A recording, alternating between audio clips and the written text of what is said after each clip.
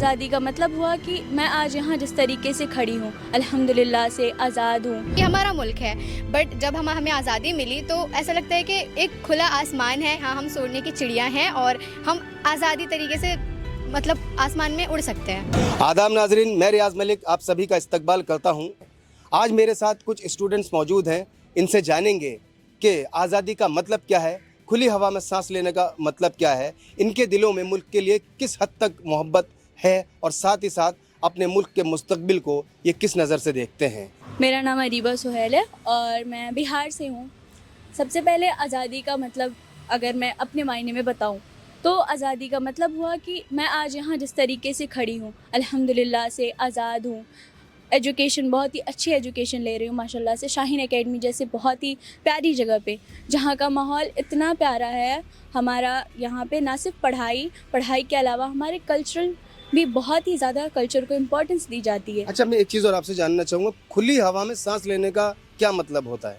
खुली हवा में सांस लेने का मतलब अगर मैं अपने हिसाब से बताऊं तो आज मैं एक आज़ाद हूँ, यहाँ पे खड़ी हूँ, मैं पढ़ रही हूँ, क्योंकि बहुत सी जगह पे जहाँ लड़कियों को पढ़ने की परमिशन ही नहीं मिलती, बहुत सी लड़कियों को जो पढ़ना चाहती हैं उन्हें रोक दिया जाता है, उन्हें घरों में बंद कर दिया जाता है। वहाँ पे मैं आज यहाँ दिल्ली में शाहीन एकेडमी जैसे बहुत ही बेहतरीन एकेडमी में पढ़ रही हूँ और आज़ाद हूँ। मुझ पे कोई प्रेशर नहीं है कि तुम्हें पढ़ाई नहीं करनी है, कोई भी चीज़ नहीं। आज़ादी का मतलब तो यही होता है कि अभी से जो मतलब पुराने ज़माने के जो लोग थे हमारे हिंदुस्तान में, वो था कि उनके ऊपर बहुत ज़्यादा प्रेशर था।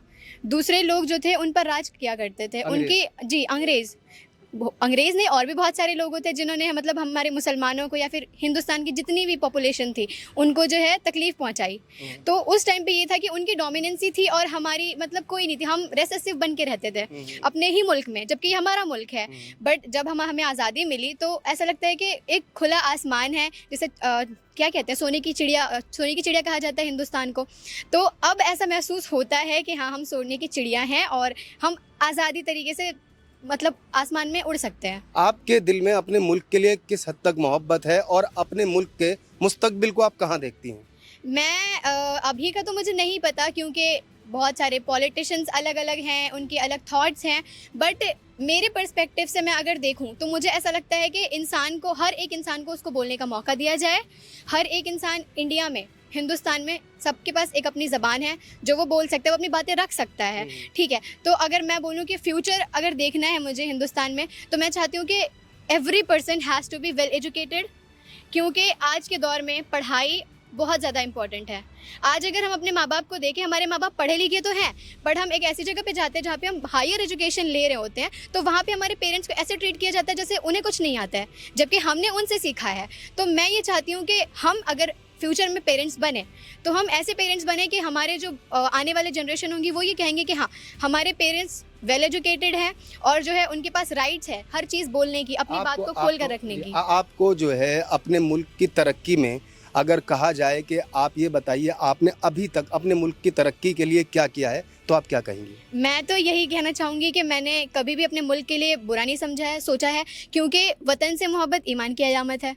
तो एज अ मुस्लिम वतन से बहुत मोहब्बत है और हम जिस फील्ड में हैं एज अ डॉक्टर, तो हम फ्यूचर को ब्राइट करने के लिए तो मतलब डॉक्टर बन रहे हैं ना, ताकि हम आने वाले फ्यूचर में जो लोग होंगे, जो पेशेंट्स होंगे, उनके बीच में हम ये बताएंगे कि मतलब डॉक्टर्स कितने इंपॉर्टेंट हैं। और इंडिया में डॉक्टर्स की रेट बहुत ज़्यादा कम है, तो मैं ये चाहूँगी कि फ्यूचर में डॉक्टर्स की रेट ज़्यादा रहे और डॉक्टर के अंदर इंसानियत भरी पड़ी हो। आपसे मैं जानना चाहूँगा कि आप आज खुली हवा में सांस ले रही हैं, अब से 10 साल बाद अपने आप को आप कहाँ देखती हैं? अस्सलाम वालेकुम।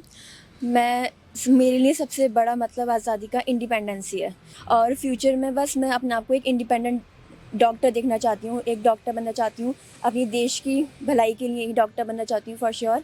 और सबसे बड़ा, जब इंसान खुद इंडिपेंडेंट हो जाता है तो उसको सबसे ज़्यादा आज़ादी तभी फील होती है जब वो इंडिपेंडेंट हो जाता है, और उसके लिए हमें सबसे ज़्यादा हायर एजुकेशन चाहिए फॉर श्योर। अच्छा, कहा जाता है कि मुसलमान तो जो है चाय की टपरी और पंचर जोड़ने में मसरूफ़ है, पढ़ाई लिखाई पे ध्यान नहीं देता है।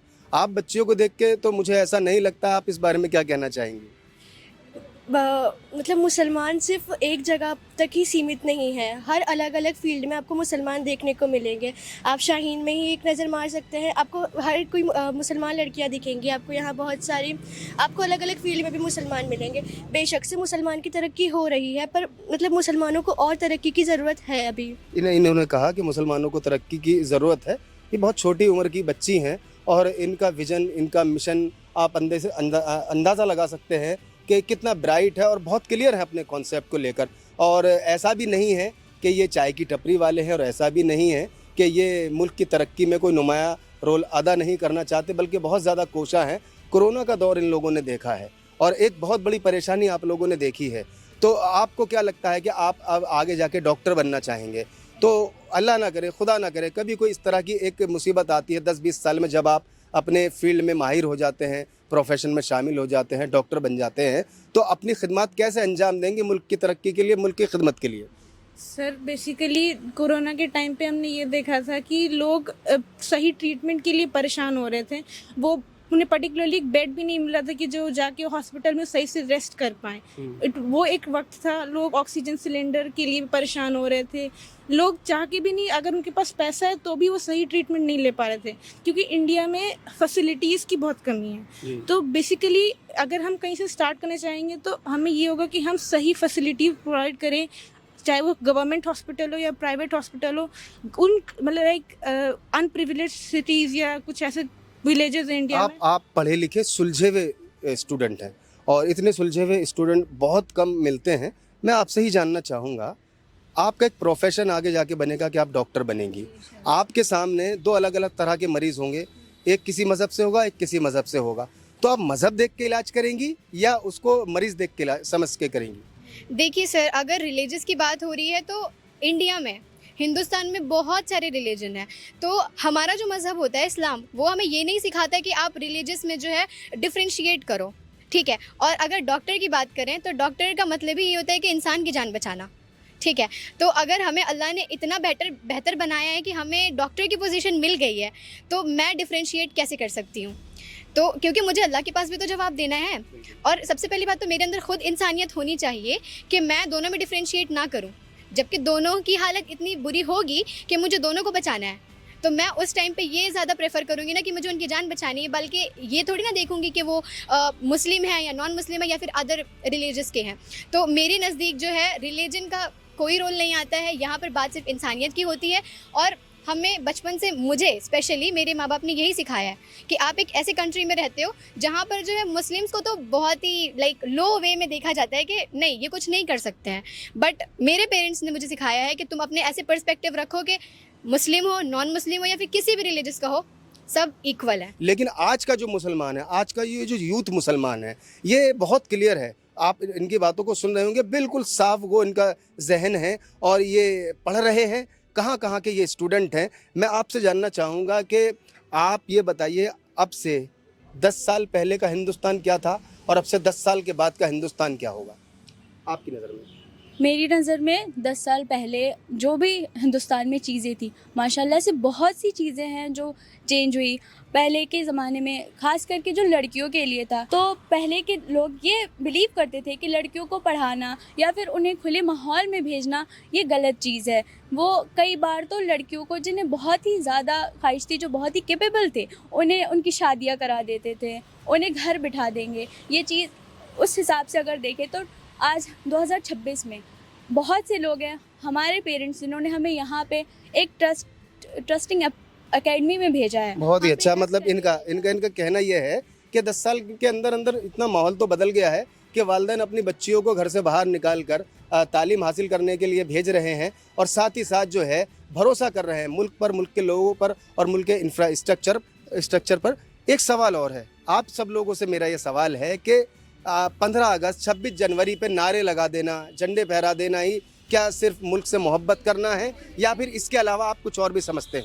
15 अगस्त में सिर्फ नारे लगाने से कुछ नहीं होता। अगर हम नारे लगाते हैं तो उसके पीछे हमारी मेंटालिटी होनी चाहिए कि हम अपने देश के लिए कुछ करें, हम अपने देश के लिए अच्छी ख्वाहिशें रखें, ना कि हमारे दिमाग में हो कि अगर ये नारे लगा रहे हैं इनके साथ हम भी लगा देते क्या हो गया। ऐसा कुछ नहीं होता। अगर हम देश के लिए इतनी अपनी आवाज़ में ताकत रखते हैं कि हम एक नारा लगा सकें, तो हमारे अंदर ये भी ताकत होनी चाहिए कि हम उस देश के लिए कुछ कर सकें।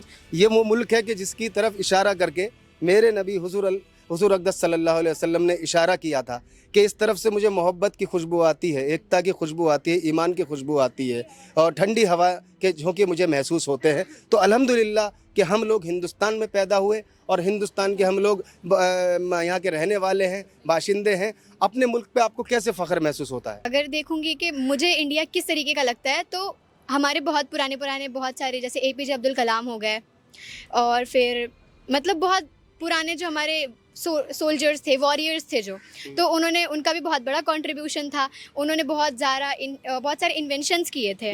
तो उन सबको अगर देखें तो फिर उस वजह से प्राउड होता है कि हाँ, ये हमसे बिलोंग करते हैं और हमें भी कुछ इनकी तरह ही करना है। और इंडिया में रहने के बाद अब ऐसा महसूस नहीं होता है कि हम कुछ नहीं कर सकते हैं। मैं अपने मुल्क को सबसे पहले तो इज़्ज़त देना चाहूँगी, जो कि शायद थोड़ी कम हो गई है आजकल के लोगों के जहन व गुमान में नहीं है शायद। मैं सबसे पहले अपने इज़्ज़त देना चाहूँगी। इन्होंने कहा कि अपने मुल्क को सबसे पहले इज्जत देना, ये भी ईमान का हिस्सा है। ईमान का हिस्सा है। इनके वालिदैन ने, इनके पेरेंट्स ने इनकी जो परवरिश की है, ये बहुत ही अच्छी तालीम दी है कि सबसे पहले हमें अपने मुल्क से मोहब्बत करनी है। मैं अगर यहाँ से कहीं जाऊँ तो मैं ये देखूँ कि मेरा जो कंट्री या फिर इंडिया एक टॉप मोस्ट कंट्री में है, जहाँ एजुकेशन हाई हो, लिटरेसी रेट हाई हो, इक्वालिटी हो, लोगों में कम नफरत हो एक दूसरे में, एक अच्छी और अमन वाली ये कंट्री बनी सर है। बहुत बदलाव है उस पिछले ज़माने से। तो पहले तो सबको पढ़ाई चाहिए थी, लेकिन पहले कुछ भी पढ़ाई नहीं थी, और ये जो सारी प्रॉब्लम्स थे ये सारी पढ़ाई की वजह से ही थी। हम सबको पढ़ाई चाहिए, एंड अब तो माशाल्लाह बहुत कुछ है हमारे पास, बहुत सारी अपॉर्चुनिटीज़ हैं। ईमान का तकाजा क्या कहता है कि हम जिस मुल्क में रहें उसके लिए कैसे रहें? उसके लिए सबसे पहले हमारे दिल में खुददारी होनी चाहिए। उसके लिए हमारे दिल में कोई बेईमानी नहीं चाहिए, जो यहाँ पर लोग करते हैं आजकल, बहुत लोग करते हैं, जो अपने ही मुल्क में रहकर जो इतनी बेईमानी करते हैं, सबसे पहले वो अपने दिल से हटा देनी चाहिए। अपने मुल्क के लिए इज़्ज़त, मोहब्बत, ये हमारे दिल में होना चाहिए सबसे ज़्यादा। आप क्या कहना चाहिए इस बारे में? जी, मुल्क के बारे में। जी जी। हमारे मुल्क में अगर हम रह रहे हैं तो सबसे पहले है कि हम अपने मुल्क की इज़्ज़त करें और मुल्क से मोहब्बत करें, क्योंकि बिना मोहब्बत से और इज़्ज़त से हम रहते तो हम बहुत सी जगहों में हैं, लेकिन उस जगह पे, जिस जगह पे हम रह रहे हैं, वहाँ मोहब्बत और इज़्ज़त होनी बहुत ज़रूरी है। हम किस जगह पे रह रहे हैं, उसकी किस तरह से हम उस जगह को और अच्छा बना सकते हैं, उस माहौल को किस तरह से और बेटर बना सकते हैं, मैं इस चीज़ पे बिलीव करती हूँ। ऐसा नहीं है कि अगर मैं यहाँ रह रही हूँ और मैं चाहूँ कि मैं यहाँ आज पढ़ रही हूँ, कल को मैं वहाँ कहीं और जाके शिफ्ट हो जाऊँगी। बहुत से लोग ऐसा करते हैं कि पढ़ते कहीं और है और शिफ्ट हो जाते हैं। मतलब आपके कहने का मतलब है कि मुल्क की तरक्की के लिए आप यहीं रहकर आप तरक्की करना चाहेंगे? जी, मोहब्बत होना बहुत ज़रूरी है। एक सवाल, ज़रा ज़रूरी सवाल है ये, इस सवाल को बहुत हमें जहन से सुनना है और इस सवाल का जवाब बड़ी ज़िम्मेदारी से देना है। आप लोग यहाँ तक पढ़ने के लिए आए, मुस्तकबिल है हिंदुस्तान का। आपको पढ़ाई से रोकने के लिए क्या गवर्नमेंट ऑफ इंडिया ने रोका, किसी सियासी पार्टी ने रोका, आपके किसी पड़ोसी ने रोका, या किसी दूसरे मज़हब के इंसान ने आपको पकड़ के रोका, नहीं हम आपको पढ़ने नहीं देंगे? नहीं, असल में देखा जाए तो एजुकेशन के लिए तो कभी कोई नहीं रोकता है। अगर इंसान कहीं पे लैग कर रहा है, अगर उसके मार्क्स नहीं आ रहे हैं या फिर वो कमज़ोर है, तो वो उसकी अपनी ओन होती, अंदर की चीज़ें होती हैं, वो किसी और की वजह से नहीं होता है। हाँ, मुझे नहीं पता कि इंडिया में क्या हो रहा है क्या नहीं हो रहा है। हो सकता है कि कहीं एजुकेशन को रोक दिया जाए, बिकॉज ये हुआ था कि पर्दे की वजह से एजुकेशन को रोक दिया गया था कि हाँ, आप पर्दा लगाएंगी तो अलाउड होगा, अदरवाइज़ नहीं होगा। तो यहाँ पर तो ऐसा नहीं है। तो मेरे एक्सपीरियंस में तो मैंने ये नहीं देखा कि एजुकेशन को रोक दिया जाए। ना मैंने मुस्लिम्स में देखा, ना नॉन मुस्लिम्स में देखा, क्योंकि एजुकेशन ही जो है प्राइमरी सोर्स है डेवलपमेंट का। तो अगर वेल डेवलप्ड इंडिया को देखना है तो of course we have to be well educated. है कि हम हमारे मुल्क में कंट्रीब्यूशन करने के लिए ही पढ़ाई करते हैं, ताकि हम आगे जाके हमारा जो पढ़ाई का जो सोर्सेस है, हम जो एजुकेशन करते हैं, जो हम एजुकेशन लेते हैं, हम जो डिग्री लेते हैं, जिस पोस्ट पर हम जाते हैं, वो आगे जाके हमारे मुल्क की तरक्की के लिए ही हेल्प करता है। वो अगर हम डॉक्टर बने हैं तो वो डॉक्टर की जो डिग्री है हमारी, वो आगे जाके हमारे मुल्क की तरक्की के लिए ही हेल्प करेगी। वो आगे हम लोगों की मदद कर सकेंगे। जो हमारी हमारी जो देश में जो प्रॉब्लम्स है कि हेल्थ प्रॉब्लम्स बहुत सारी हैं, उन हेल्थ प्रॉब्लम्स को सॉल्व करने की कोशिश करेंगे हम। और आगे इंशाल्लाह कोशिश करेंगे कि जो हमारी जो एजुकेशन सिस्टम है वो अभी माशाल्लाह से बहुत अच्छा है, आगे और कोशिश करेंगे कि वो और अच्छा हो जाए। माशाल्लाह हेल्थ सिस्टम भी अभी अच्छा है, मतलब बेहतर नहीं कह सकते पर अच्छा है। हम आगे और कोशिश करेंगे कि हम एज ए डॉक्टर हम कोशिश करेंगे कि हम हमारे हेल्थ सिस्टम को बहुत अच्छा करें। बहुत ही अच्छा, बहुत ही अच्छा। आपने सुना, ये बच्चे यहाँ मेरे साथ हैं, गर्मी में हैं, और ये भी एक मुल्क की तरक्की में काम है कि अपने ख़यालात, अपनी फीलिंग्स आपसे शेयर किए जा रहे हैं कि बच्चे जो है, ये नौजवान जो नस्ल है, अपने मुल्क की तरक्की के लिए, आगे इस मुल्क से मोहब्बत करने के लिए किस तरह से सोचती है, किस तरह से इनके एक के भी जहन में इस तरह की बात मुझे नज़र नहीं आई कि कहीं कोई तशवीश हो। बहुत कॉन्सेप्ट इनका क्लियर है, मुल्क को तरक्की भी देना चाहते हैं और साथ ही साथ अपने मुल्क से मोहब्बत भी करते हैं।